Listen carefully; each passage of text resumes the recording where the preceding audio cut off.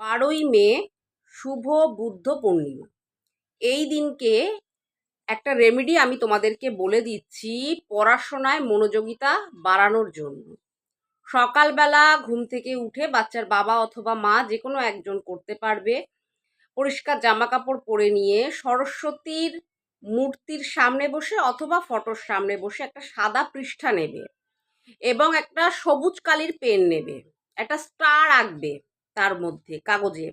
স্টারের ঠিক মাঝখানটাতে বাচ্চার নাম লিখে দেবে এবং গোত্র লিখে দেবে। সেটাকে 4 ভাঁজ করবে, করে মা সরস্বতীর পায়ের কাছে রেখে দেবে এবং একটা ময়ূরের পালক সেটাও মা সরস্বতীর পায়ের কাছে রেখে দেবে। যেরকম পুজো হয় পুজো করবে।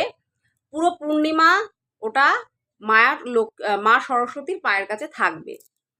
পূর্ণিমা ছেড়ে যাবে যখন, তারপরে সেটাকে ওখান থেকে তুলে নেবে, কাগজটা যেটাতে বাচ্চার নাম গোত্র লেখা ছিল সেটা নিয়ে বাচ্চার যে পড়াশোনার ব্যাগ সেই ব্যাগের মধ্যে রেখে দেবে।